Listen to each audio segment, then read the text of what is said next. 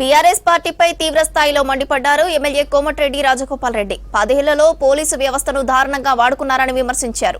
BRS పాపాలతో police అధికారులు విదేశాలకు పారిపోయారని ఆరోపించారు. బీఆర్ఎస్ గా మారినప్పుడే ఆ పార్టీ అంతమైందన్నారు.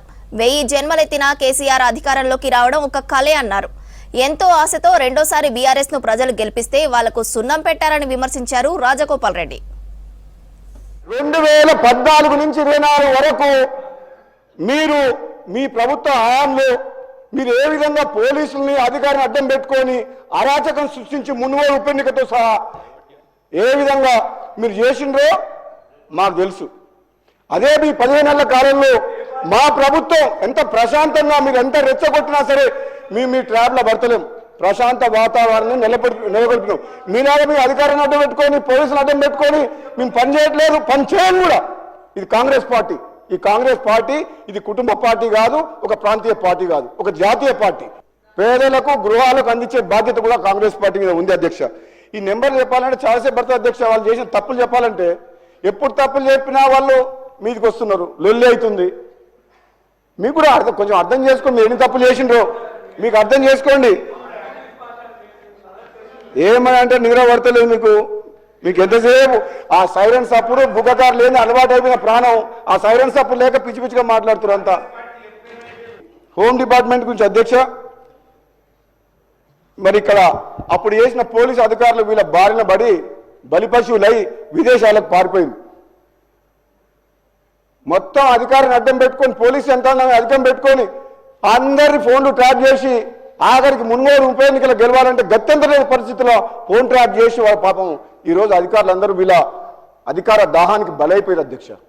వీళ్ళు ఇప్పుడు మాట్లాడితే మేము ఏం చెప్పాలి అధ్యక్ష? వీళ్ళకు మాకు చెప్తుర్రు అధికార దుర్వినియోగం అంటే ఈ భారతదేశ చరిత్రలో అది బీఆర్ఎస్ పార్టీ 10 ఏళ్ల పాలన జరిగింది. అక్రమాలు, దుర్మార్గాలు, అవినీతి, దోపిడీ, అహంకారపూరితమైన పరిపాలన సాగిందంటే ఈ భారతదేశ చరిత్రలో అది బీఆర్ఎస్ పార్టీ 10 ఏళ్ల కాలం. ఇది నిజం. మొత్తం ప్రజాస్వామ్యం కూని కాబట్టదంటే ఈ భారతదేశ చరిత్రలో ఇది బీఆర్ఎస్ పార్టీ. మేము మాట్లాడితే బాధ అనిపిస్తుంది అధ్యక్ష. వాళ్ళు ఒప్పుకోకున్నా ఆనాడు లా అండ్ ఆర్డర్ అధ్యక్ష, ఏ రాష్ట్రమైనా ఏ దేశమైనా డెవలప్ కావాలంటే, ఇన్వెస్ట్మెంట్స్ రావాలంటే, ఎంప్లాయ్మెంట్ క్రియేట్ కావాలంటే లా అండ్ ఆర్డర్ కరెక్ట్గా ఉండాలి. తెలంగాణ రాష్ట్రంలో 2014 నుంచి 2023 వరకు 8742 హత్య కేసులు నమోదైన అధ్యక్ష. అదే కాలంలో 18,246 అత్యాచారం కేసులు, 1,30,521 దొంగతనాలు, 469 దోపిడీలు, 5,051 లూటీలు, ఇంకా బీఆర్ఎస్ నేతల ఒత్తిడితోటి ఎన్నో కేసులు రికార్డు కూడా చేయలేదు వాళ్ళు పోలీసుల ఒత్తిడితోటి. భూ నిర్వాసితులని వాళ్ళకు R&R ప్యాకేజ్ ఇవ్వకుండా పోలీసులను పెట్టి ప్రాజెక్టు కాంట్రాక్టుల కోసం ప్రాజెక్టు నడిపించారు. ఆ ప్రాజెక్టులో నీళ్ళు వచ్చేది లేదు, సచ్చేది లేదు, కానీ పోలీసులు అడ్డం పెట్టుకొని చేయించారు. అది లా అండ్ ఆర్డర్ విషయంలో. మంత్రి నియోజకవర్గంలో బీఆర్ఎస్ నాయకులు అక్రమాలు, ఆ న్యాయవాద దంపతులు గట్టు వామన్ రావు గారు, శ్రీధరబాబు గారు నియోజకవర్గంలో.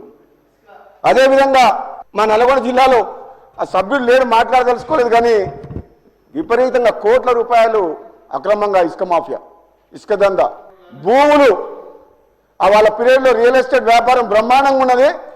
ఆ హైప్లో భూములు లాక్కురు, బలవంతంగా గుంజుకున్నారు, మొత్తం సెటిల్మెంట్లు. అది వాళ్ళ లా అండ్ ఆర్డర్.